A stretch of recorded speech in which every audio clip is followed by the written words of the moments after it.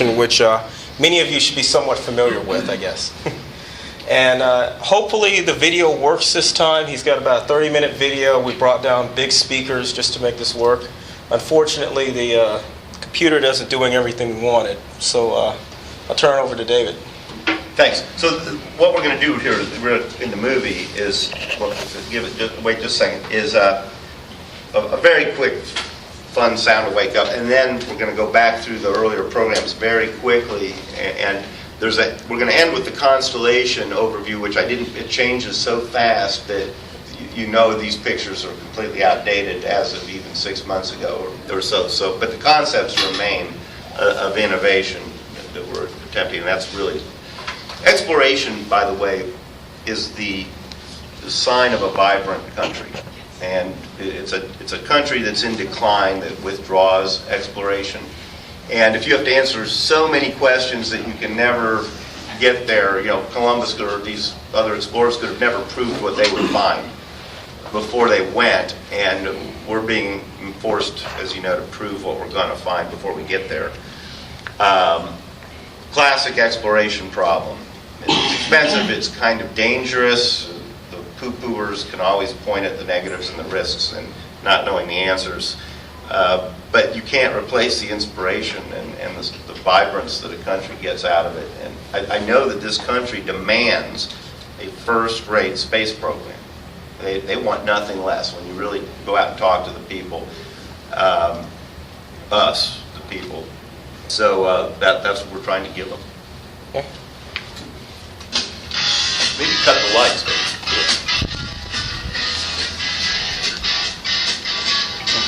Maybe you can say it a little louder. Yeah.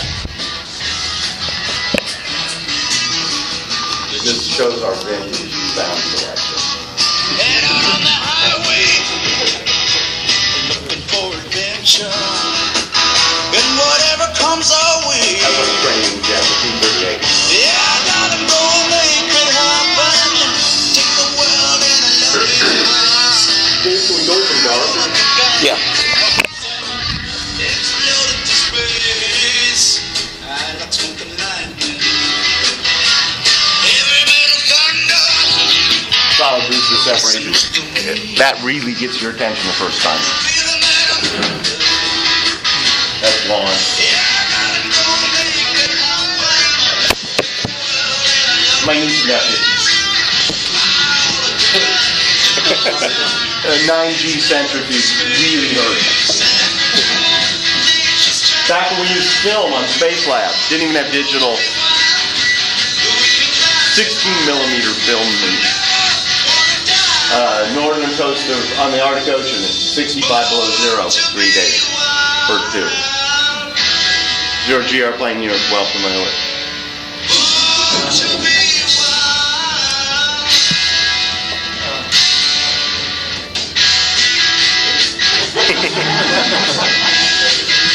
She's our boss now. Kind of a wide variety of training in the astronaut side of things. My airplane. Spacesuit. Kid learning to fly. Graduated cosmonaut school. It's a very rich environment. It's all over the world.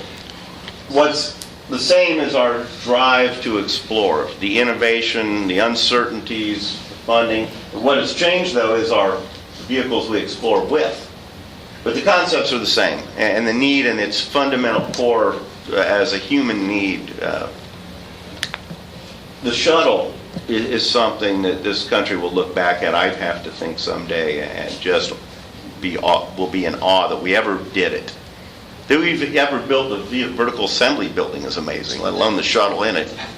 The morning launch is a neat morning. It's not nervous.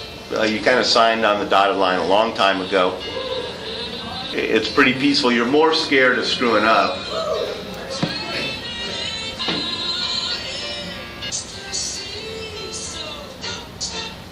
Everybody goes in. Everybody else is going the other way, except these suit technicians, closeout technicians.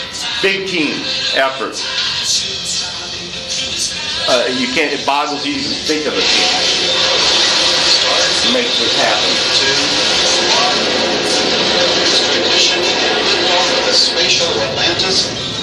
140 million horsepower, 7 million pounds of thrust.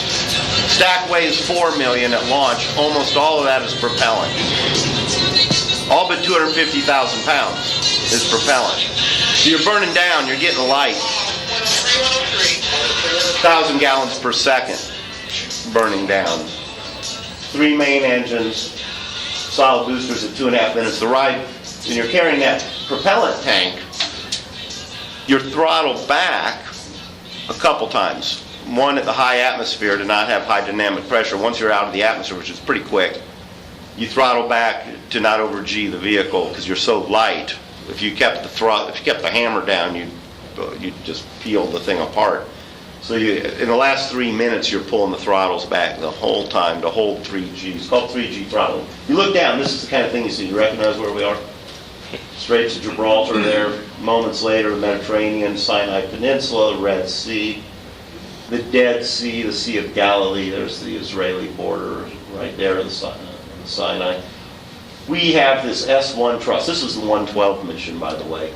It's a typical assembly mission for the station. A big chunk of the starboard truss, S1 truss, the radiator cooling, the main cooling, starboard cooling system that's up there now on the station.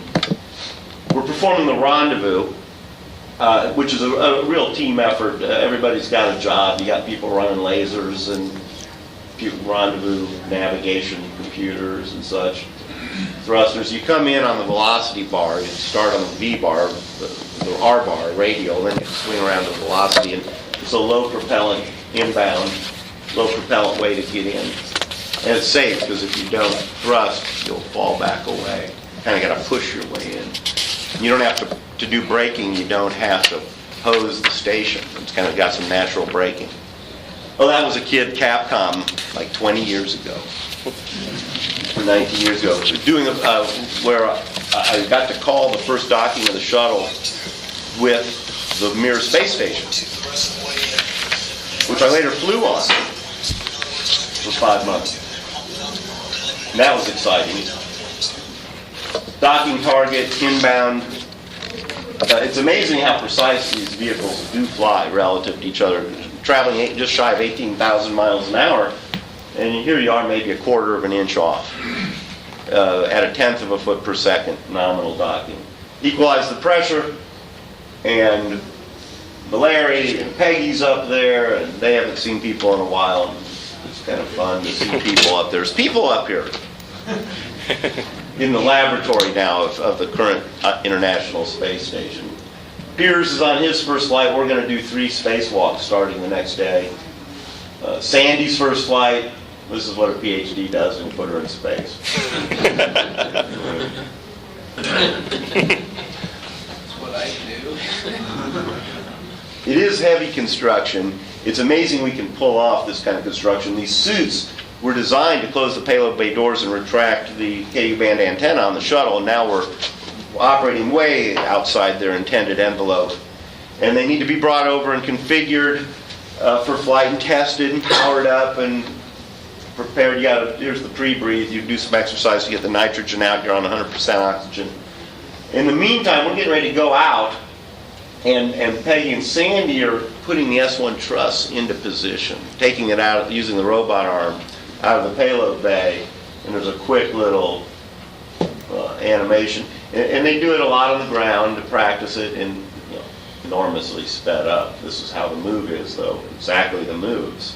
But it's getting dark, and it's cold, and the camera's views aren't right, and the sun gets in the camera, and all kinds of practical things happen. Impractical things. Inconveniences. But it all comes together on a real day. This is actually sped up quite a bit, too. The thing weighs 30,000 pounds. Don't want to move it too fast. Up there, that's the interface. Meantime, we're still on oxygen. We've got our cooling garments on, biomed sensors, and donning the lower torso of the suit, the upper torso, hard upper torso, getting comm caps, making darn sure that glove's on good. Kind of only hurt for a minute if it wasn't a moment. And it's kind of interesting when that airlock shuts. In fact, I've done 30 hours or so of spacewalk, maybe more, 35. Even been trapped outside the mirror not to ever get back in. The airlock didn't ever repressurize, and we had to ditch it. And now I look at these spacewalks, and I'm going to do 3 more in June, and I kind of go, I'm going to do that. But I didn't think that way when I was younger. Now I see all the things that can go wrong. What's going on? Then I was hair on fire. Just give me that suit, give me those tools, goodbye. Attitude's really changed. Now that's how the kids I'm going out with think. Well, how can you think that way? Where are we? You practice in virtual reality a lot. You can't pull it together. The pool's not big enough anymore for the station. You can't do it in space. You do some in virtual reality, and you patch it all together in laboratories, it's vacuum chambers. And between it all, you get a sense for how this is going to operate. Look, it's kind of distracting. That's what a thunderstorm from the top, a pretty big one. It's kind of interesting. The lightning just seems to flash because it's moving over you, but it's always there. It's the way it looks like to me. It's not just flashing. Chicago, look at South Indianapolis, home of the Indy 500, Evansville. St. Louis was over there. A lot of tools that have to work. There's no small job. Everything has to work. Practice.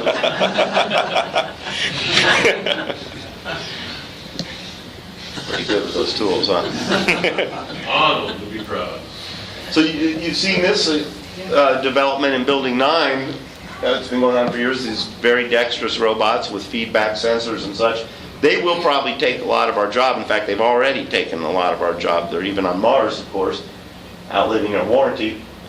And they're getting better and better, but right now it's the humans still. But we have an active program, and the future Moon and Mars work will be humans working next to robots.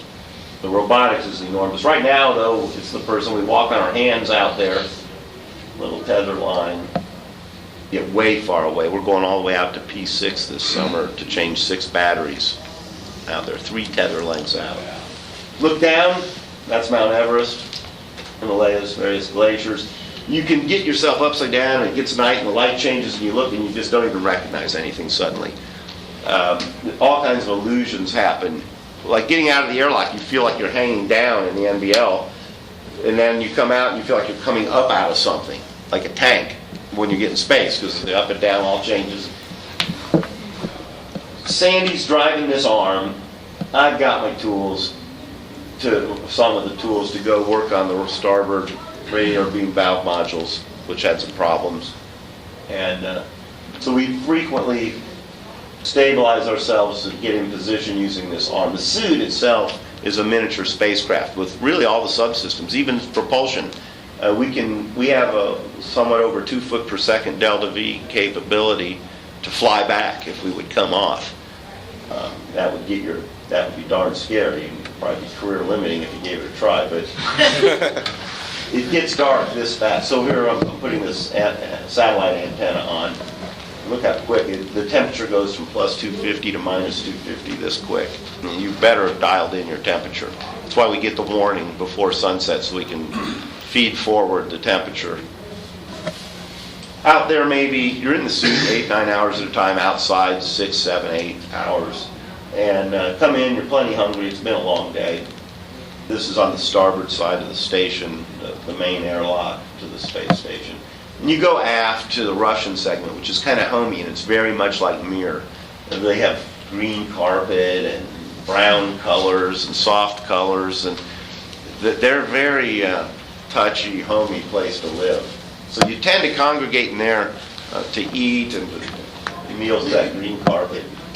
They put the light on top, kind of. The Mir had ivory switches all through here. It was very Jules Verne. Buttons. Now we're going to take a quick tour forward. This is the FGB, which is a cargo area and kind of a bathroom. You use it to clean up.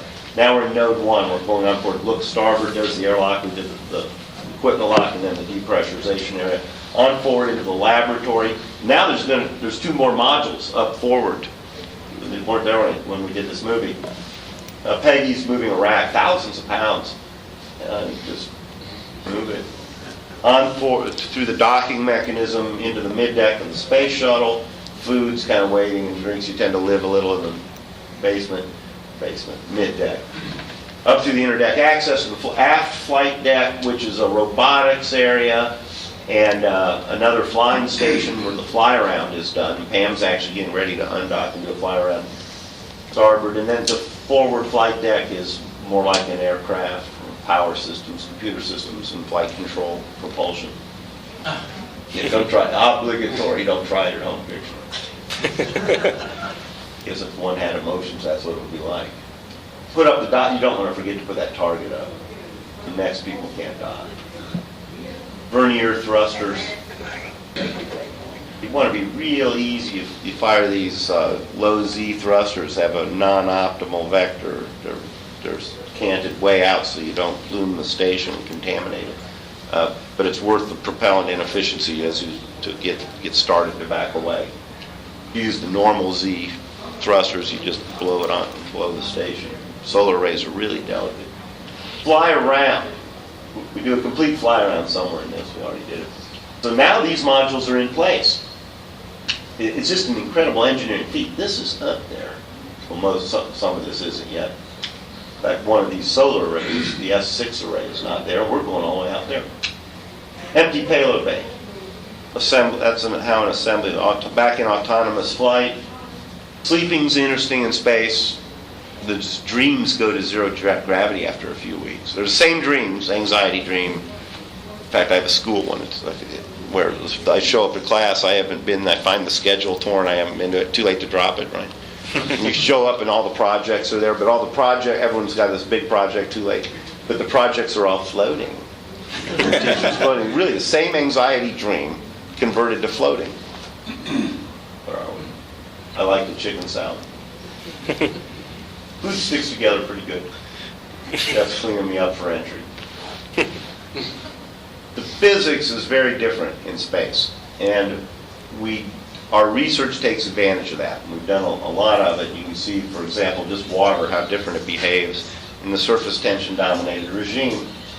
And this shows up on the microscopic level, and we'll get a little more into that in the next section, section coming up, which shows some space station research. These doors have got to close. Can we go louder yet? Yeah. Where are we? I'm trying to see if I can do it. This is good stuff. Convert the vehicle back into a spacecraft, or at least a glider. Get into the launch and entry suits. Check every switch. Entry is spectacular. We're in a big right bank. Going on around 220,000 feet, Mach 22. 220,000 feet feels really low after you've been up there. In fact, you look at it and you go, whoa, we're going to hit the Earth. Mach 22 feels really fast. That pile system, that thermal protection system, really is operating at the perfect edge. The hot parts get up just shy of 3,000 degrees, and that's about their limit. We run them right up to the limit. So defects in them are not well tolerated, which is part of why we have such a hard time flying the shuttle. And it's really why we're shutting the program down. One chance to land, no go-round, no engines, of course. That's why they am the test pilots. Lands fast, 240 mile an hour, 190 knots, 195 knots.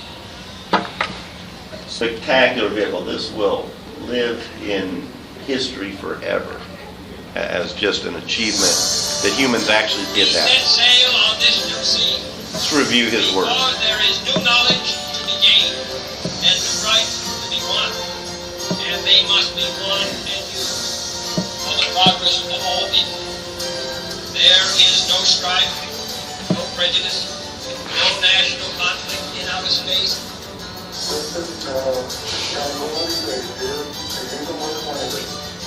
Its hazards are hostile to us all.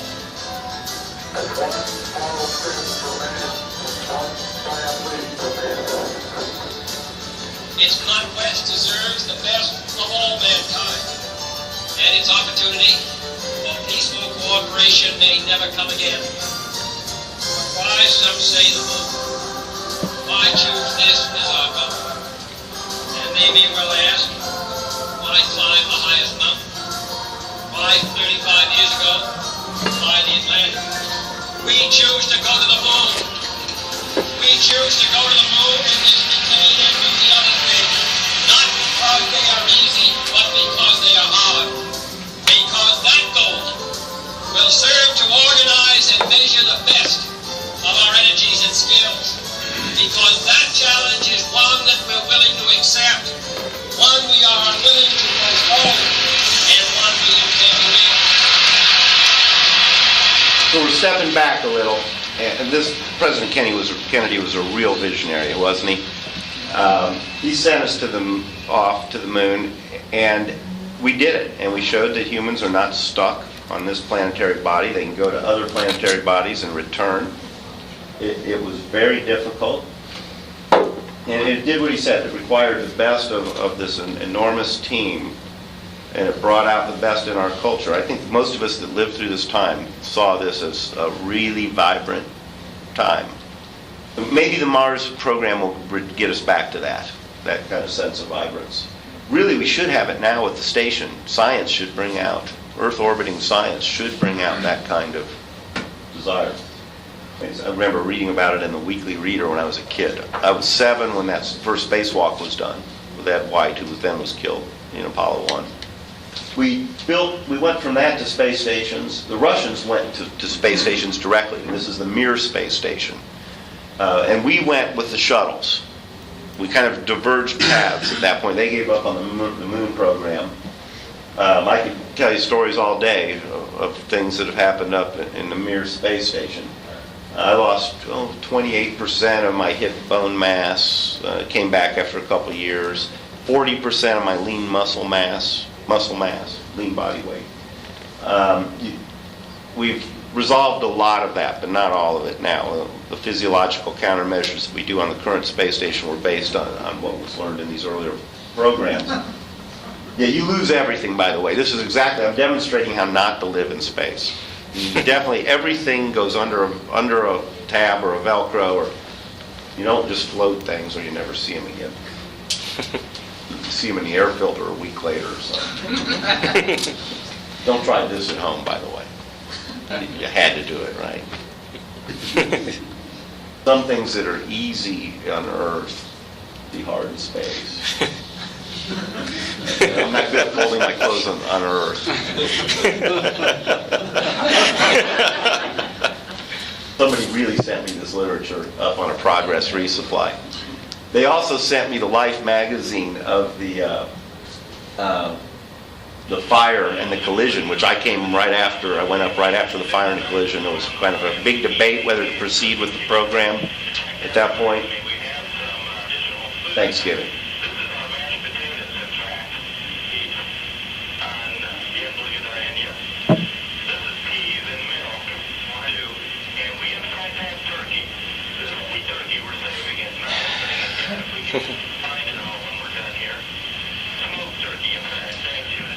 Teaching them English. I have the world record cradle spin, maybe an hour and a half before it went into the Santa Claus spacesuit.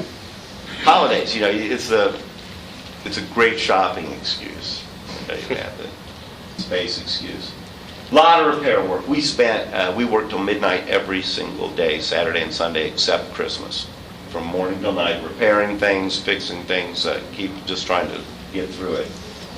This is putting a new Vosduke CO2 removal. We drilled a hole with a Makita drill in the outer hull of the vehicle. Try to get that through NASA safety. We had placed a suction piece, and I would turn that off. I don't know how. I have to answer it.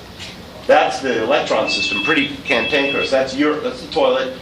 It's filtered. That's the urine. It gets made into oxygen. You can make all your oxygen from your urine. The stoichiometry works out.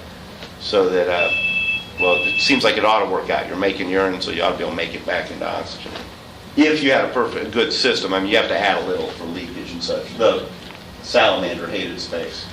The Russians had that. They chased me around the vehicle with it.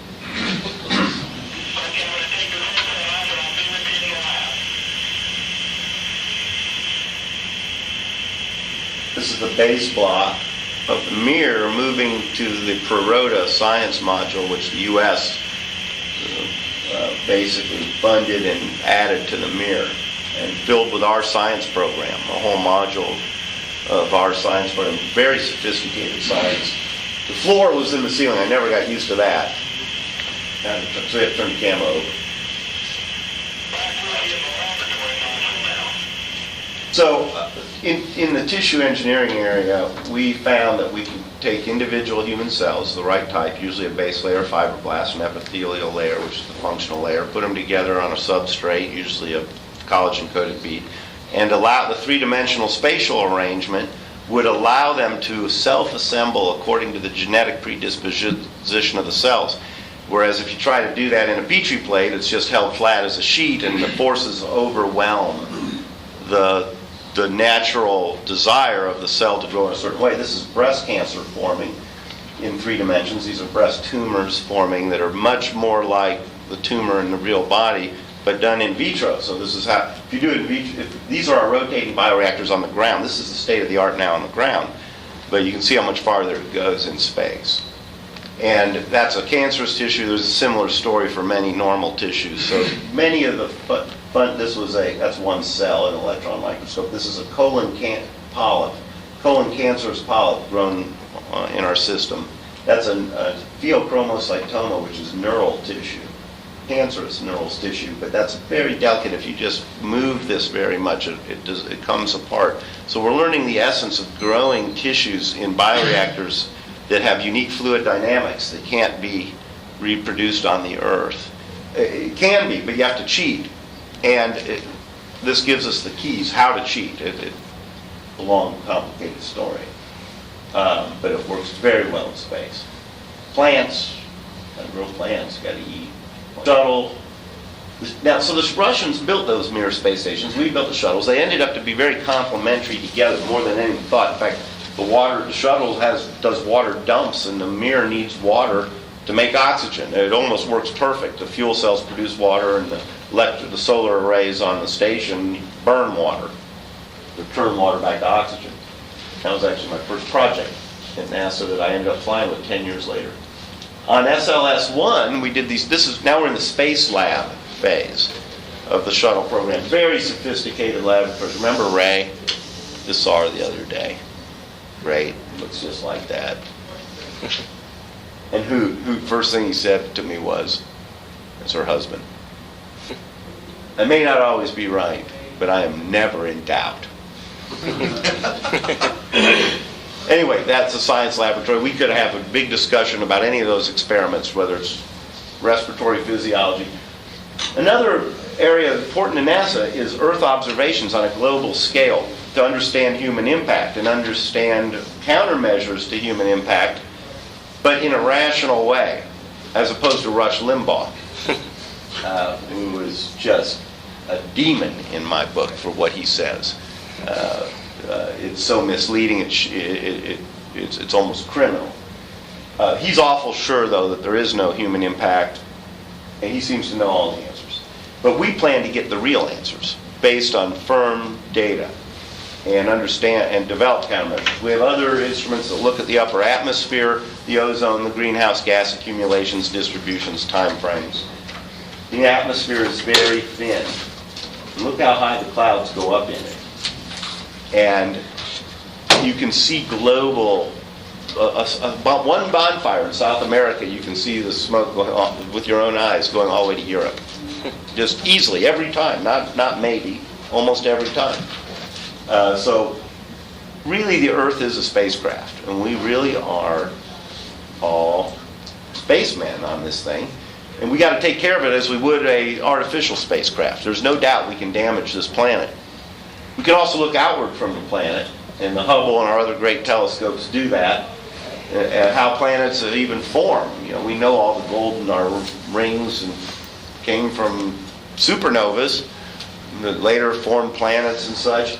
That's a half a degree. Those are all the galaxies. To think that we are the only life would be a pre-Copernican type of thinking, like we're the center of the universe. Where human beings typically can't live, because these environments offer discoveries that defy our imagination. Onto Mars here. Wow. Want to know where we should land. We want to know where the water is. The robots blaze the trail. That's how the rovers landed. Path to get there. Can you believe that worked? Spirit and Opportunity. Both still operating. It's incredible. 5 years now. They were supposed to go 3 months, I think. Horizon of Mars. Do you ever meet Ted Blackman? He did the graphics on that. Oh, he did? No, I don't. Yeah, I've got a better movie for you. Do you? Will you help me? Yeah, going to yeah, be I'll get it to you. This whole Moon-Mars part is outdated. Yes, but it's a good Can movie we use anyway. some of these resources? I would love to. Please do. You know how to get me? No, I'll find out And for us. live here. So we look at Mars now. We can see it. You can almost touch it with these vehicles. It's not quite the same as a person, but I bet we find life, some simple form, in a wet spot that's somewhere down there, or ice or something, or evidence of it while it was wet.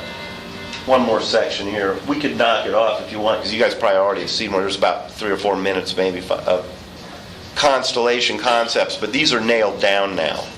The twin solid booster approach with a liquid F1 engine, second stage, and I don't really know too much about the constellation program, but except the spacesuit component of it, and well, it's going to take 2.5 years roughly. I mean, there are some big picture items. But the round trip will be about 2.5 years with 6 months on the surface. We'll have a real habitat. We'll test those habitats on the moon first. Robotics will be a big piece of it. We'll be basing it on all these programs that we've just shown. We've learned a lot about space in all these years, and we've done it in fits and starts in different directions. Different countries have done it differently, and we should be able to wrap that all up and get to Mars, but it'll be darn dangerous, and we may well lose people, and if we better have the stomach for it, because it would be a shame to get halfway there and run into... How many people died building the... I'm not for death, by the way, don't get gloomy here. It's not dark, but my point is, you can't get it for free. I think something like 40 people died building the Washington Monument. In St. Louis, is that the Washington Monument? The big arch. Washington Arch. Gateway Arch. A lot of things to overcome in physiology to go that long. It'll be a zero-gravity ride to the moon and Mars. It's just too hard to do a rotating system, the mechanisms and such.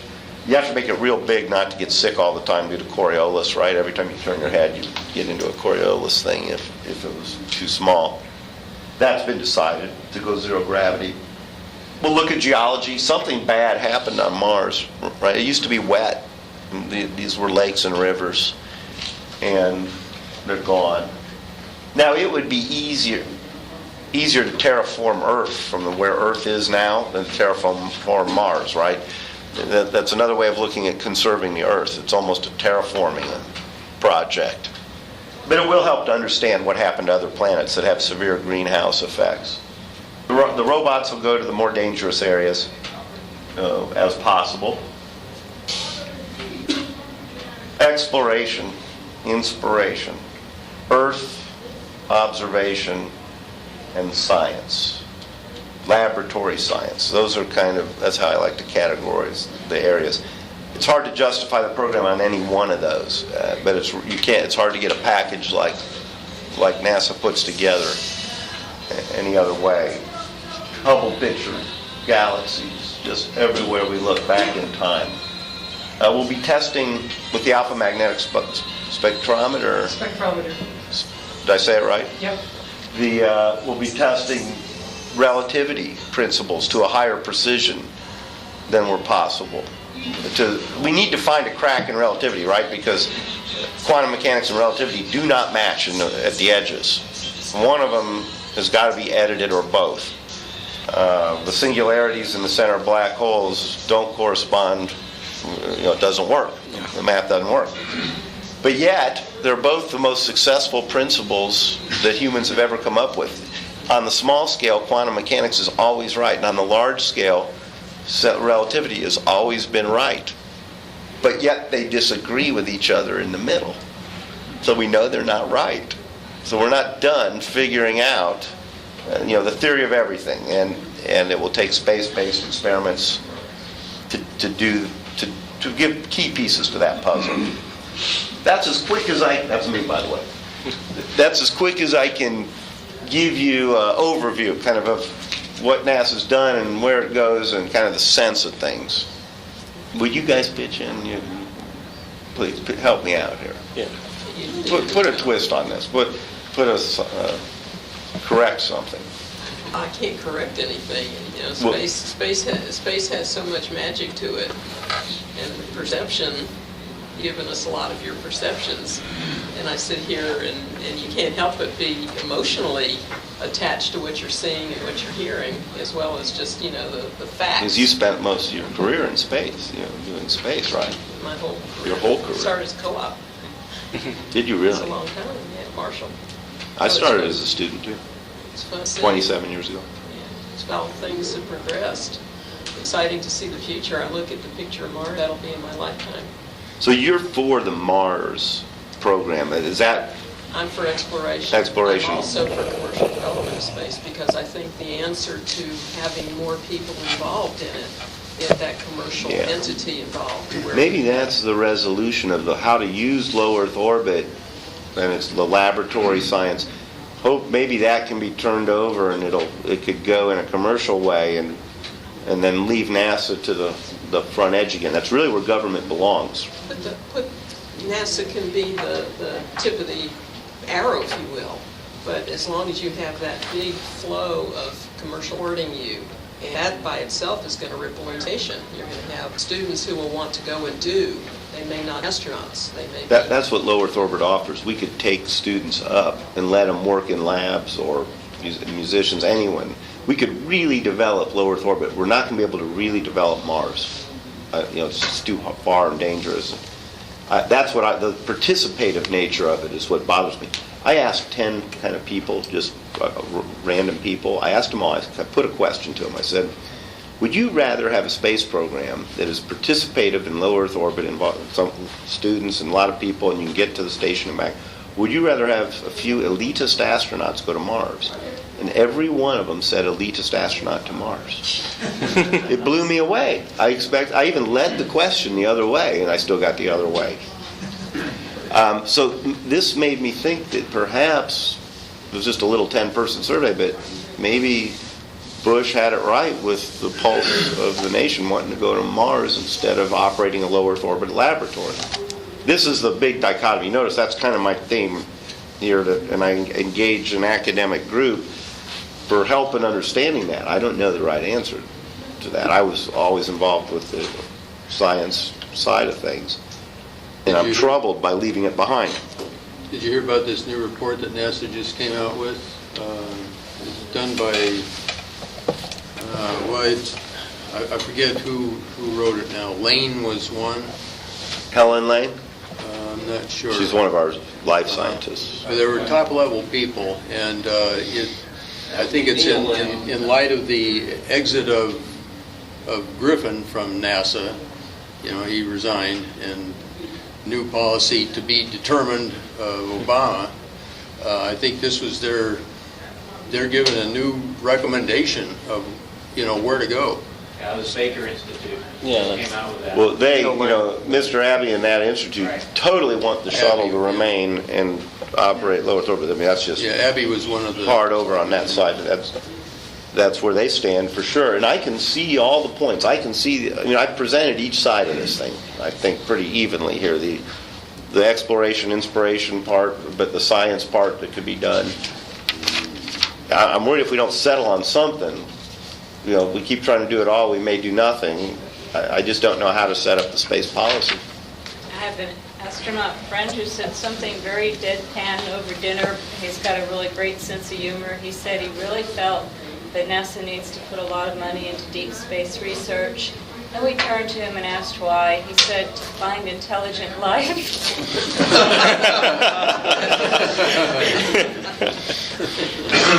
Thank Bill Bobco for that one. Was that Bo? That's good. He's great. It's got to be something. I have a comment to make. Please. If you look back and try to do analogies between previous stations, like ships going from England to go out, go around the world and cover tobacco and things that they could bring. I think there's something out there we're going to find someday that's rather commercial people out there. I don't know what, maybe it's in the science is there and necessary because you need to have the knowledge to go out there. You draw parallels in nature or parallels in past and what come to here. Didn't know, like you said, there's been no great country without exploration. The Chinese used to have ships going out all in the world, and then they stopped one time, the ships and then their country. Right, When it's they the stopped beginning of sending out decadence ships, when they it was withdraw. counted, you know? Classically, the end when they It's withdraw. parallel, just look at them, it's just the way it is, you know?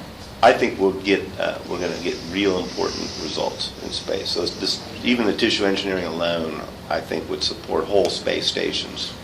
Doc, I was going to ask you about the robotics because last semester Dr. Moreland gave the presentation about how to mix participation of the public into robotic missions commercially into space where people on the ground can spend their money and operate on the moon to develop the moon from Earth and pay-as-you-go type commercial development.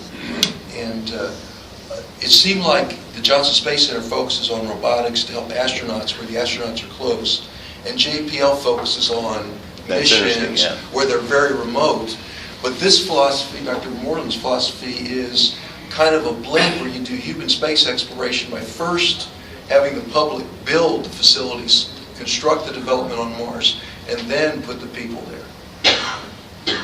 I was wondering your thoughts of the robotics. Is that mostly correct? We're really dependent on it. It's so key in these missions.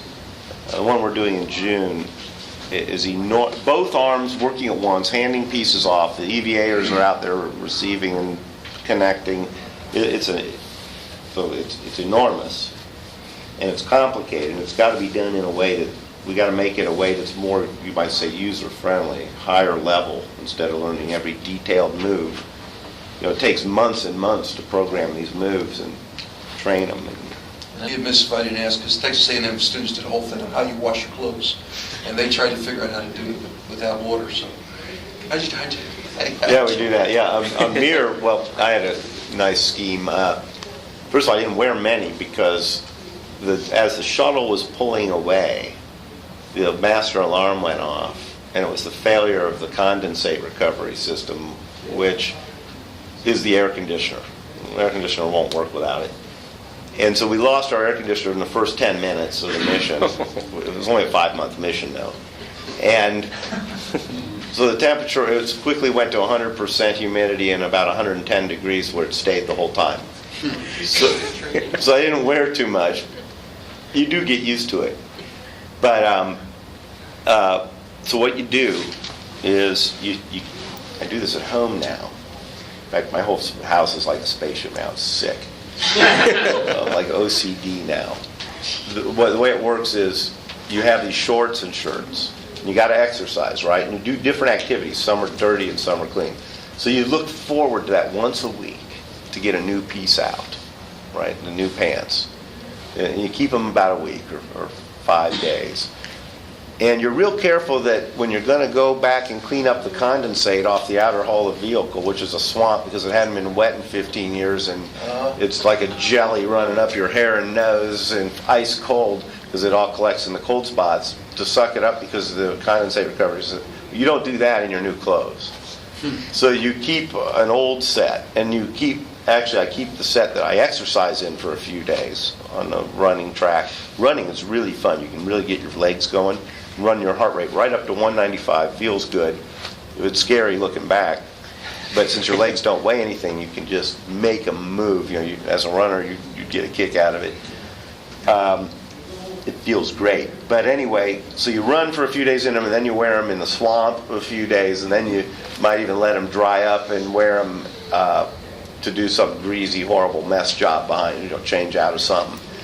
And then you use them like as a cleaning rag of mold. At the very end, these things are padded. And then you put them in a sealed rubber bag forever to be, and then you put them in the progress to burn up, which is probably the only thing they ought to do at that point. You kind of keep a pipeline of clothes going for different activities. Even when the station was going in the dark on the other side of the Earth, it was still real hot. Did it cool down at all? Oh, when you come out of the sun, 45 minutes through the sunlight usually, depending on the beta, and then you hit the, it's not really, you don't get, when you're out in orbit, it doesn't get hot enough to glow in the sun. It just gets up to about 250. The black parts that are in the sun a lot might get up to 300, 350. Because your air conditioner failed, I meant, does the station cool down at all during that orbit? Oh, the internal air, what am I saying? I'm not sure what you're saying exactly. The main cooling panels and thermal control system was intact. You just couldn't condition the air inside. So the real temperature of the vehicle and the cold plates was sustained. You know, the avionics cold plates and such sustained their proper temperature. You just couldn't get it into the air without that particular system. What kind of science experiments? Well, like that tissue engineering work. Now, luckily in that case, that was the bioreactor program and part of the biotechnology program. Canceled. It's gone. This was a very vibrant program with 40 or 50 research institutions and medical centers all doing cancer research in it and sending test pieces in space and then doing the ground-based work to surround it. Very vibrant. And it's gone because you can't do shuttle and constellation. It got caught in the middle. And there's quite a few other research programs that are greatly reduced or even gone. The real serious basic research, I can't say it's totally gone. There may be something that's there, but the kind of research we do now is systems research to build the next rocket, life support systems, power generation systems. And we haven't really started to do that, but it's on the books. Now there is the alpha magnetic spectrometer. It was canceled and brought back, right? That's right. It's very important because the scientists said that we needed to test relativity to finer precision. We got to find the crack in it. So that's one that had enough lobbying to get brought back, and it even took an extra shuttle mission to get it. I believe that's decided. Is CS-134? Is that it? The last one that's added on? Is that where it's at? Yeah. It's going to have the alpha magnetic spectrometer. Would you characterize the science as it pertains? I'm not a pro at lunar. You could get a lunar guy in here, though, and you probably would enjoy a talk with them, the deans and those guys. And they'll tell you all the important things that you can learn on the moon. There's some folks at the Lunar Planetary Institute. There's history of the geology of the planets, how these things formed and how these bodies formed. It's pretty important fundamental knowledge for, Dave McKay can tell you about this. And Paul Studis could tell you back at LPI now. Yeah. How would you characterize any science on the moon? Well, there you can do a lot. Is any being put into the thinking program, to your knowledge? Right now, the life science they're having a workshop this week to direct it. And are you at? I wish I could go. I'm in training. I went last year. Is it down at South Shore again? Oh, yeah. Yeah, Mike Gernhardt's there. Peggy Whitson gave a talk. Tell me if this is. I'm going to give a summary thing and then let you answer it.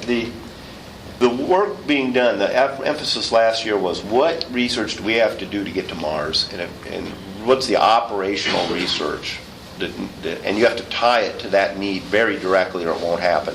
Whereas before it was, how do you uncover the fundamental physiology of the respiratory system and cardiovascular system where gravity can be a tool to unmask the physiology? It had nothing to do with getting anywhere. I can give you an example. I'm going to say one example, then let you give a sense for the current meeting. When we went on SLS-1, two of us launched with catheters in our heart. And the physiology of going into space would have said, or Earth-based physiology books would have said, the fluid coming out of your legs quickly when you take off gravity. It's like when a heart patient that has congestive heart failure, they have to keep their legs down. If they raise them, the fluid comes to their chest, their heart gets too big and it doesn't pump good. The heart expands. That's the hallmark of congestive heart failure. And which lowers the pump efficiency. Anyway, in space, the same thing happens. The fluid comes up, your heart expands about 20% in the first couple days. Well, physiology of venous pressures, which is key to understanding heart failure and heart disease, said that central venous pressure, main venous, should go up. Also, every time on Earth the heart expands, the venous pressure is up. And when these people went to space, and as soon as the engines cut off, when it was 0G, that pressure dropped to 0 and stayed there. And this changed the way the physiology of the heart, cardiovascular physiology, is understood, the way the dynamics of the pressures or of the blood flow. Well, that's not valid anymore. To go learn that, I mean, it's valid in a fundamental sense, but it's not enough to get funding to get to Mars. Please help me out there. Yeah, this year the emphasis at this workshop is on the moon. You know, and there are a lot of analogs with station. We find that the body reacts to 1/6 gravity, very similar to the way it responds to 0 gravity. Yeah, the issues you talk about, bone loss, the heart, loss of calcium. Yeah, that's the emphasis this year. Mm-hmm. Moon. You know, what's been a big question is 1/6 more like 0 or more like 1? It's more like 0. Is it more like 0, they say? Yeah. And that's where the centrifuges were supposed to occur that were canceled on the station, right? We had big centrifuges that would have housed animals, and we could have exposed them to different G levels to understand where these thresholds occur. Well, the moon can fill in that area. I was going to ask Louise here what data that is based on. That we haven't spent, we haven't had people or other biological specimens in 1/6G for very great lengths of time. It's probably nonlinear. Some systems will probably be a lot like 0, and some may be not like 0 at all. I don't work on that directly, so I'm not. So you don't know what data. It's multi-dimensional question, honestly, and I believe it. I believe it. Hey, any other questions? I enjoyed it. I have one. Please. Watching all the way from training to launch, all the on-orbit stuff, landing, post-landing. What would you say was your high? Really stands out, or is, gosh, there are just so many of these that... There kind of is so many after you've been doing this quite a while. But I think when I look back, kind of on the whole thing, the spacewalks, they're hard. It's like one of those things that's so much work while you're doing it, you're not sure it's fun. But after you kind of accomplished it, it was fun, like building something, you know. Those are kind of, and I think it's tied into when I was 9 years old, I saw Ed White on TV, and I remember the moment I wanted to go in space, or at least work at NASA. And to actually have seen that, and then 40 years later gotten to do it, or 35 years later gotten to do it, it closed a loop that rarely a person gets to close. I feel really lucky. You want to hear a psychological thing? One last little psychological thing, how lucky I am. I don't mean to sit here and say I'm the luckiest guy in the world, even though I am, but when I used to watch as a little kid, probably you did too, we watched John Glenn in those early launches, and he used to have one of the other astronauts sit with Walter Cronkite, right, at the desk, and they'd hold rockets, and they'd talk about how it's going to go around the moon, when they're going to fire engines. And I used to just sit there and stare at that. Read everything about it. Just couldn't believe it. And I used to look at that guy next to Walter Cronkite and go, I can do that. I want to do that. And I liked the machine, being part of the machine, you might say. Kind of the team machine thing, being in that piece. Anyway, I finally ended up getting to do it. That didn't really close the loop fully. When John Glenn came back and did his flight on the shuttle, I got a call from the PAO office if I would go sit with Walter Cronkite and narrate the launch. And it blew me away. That was total closure. There was no more. On the relativity thing, you're actually going to do that on the stations, relativity? Well, maybe someone else knows more. The alpha magnetic spectrometer is going to look at gravity waves, I believe, or... From the station. What is it? What's it looking at? Cosmic rays mostly, which allows to test relativity. It's a real stringent test of relativity at a very fine level. Yeah. Every measurement we've done, it agrees perfectly. Yeah. Well, one thing about it is that cosmic rays come in at such a high energy that you hear a lot about the LHC, the Large Hadron Collider, which is really the most powerful machine ever built by man. It's the most highest energy level that we've ever seen, and we're actually going to be able to collide particles at this super high energy. Well, cosmic rays are like several orders of magnitude more powerful than that. So they're at a level that you could not even hope to build a particle accelerator at on Earth. And so to study them, you're really seeing the absolute highest energy particles that there are, and you can learn a lot more about them than you could even colliding these particles on Earth. So the trick is that if you really, really want to test the edge, it's been billions and billions of dollars and build these super high energy colliders on Earth, and that'll tell you a lot because you can have controlled collisions, but there's some things that you'll never be able to tell from it because you will not be able to get that really, really high energy from the cosmic rays, and that's what the AMS is going to do. That's right. So, thanks. I thought you mentioned one other relativity that wasn't going to be on the station, that there was another test that's somewhere. Did I miss that, or is that the main? Is that the only one? Well, I mentioned quantum mechanics on the other end, the small end of things. Okay. But there's Gravity Probe B. There's also the LISA mission, which is actually where they actually try to detect gravitational waves in space. And a lot of these missions are things that, like you said, you can only do them in space. You could not build anything like it on Earth. Like for the LISA mission, to detect these gravitational waves, they have 3 spaceships flying something like 5 million kilometers apart. And what happens with gravitational waves is that the longer length you have between the objects that you're measuring, the larger the swing in the gravitational waves and the easier they are to detect. And if you took it 5 million kilometers, that's a lot bigger than the Earth. So there's no way one leading the Earth, one near the Earth, and one behind the Earth. Yeah, 3 spaceships flying in sun orbit. Yeah, helio and they're orbit. just basically just following the Earth's orbit. And you literally could not build something this big on Earth.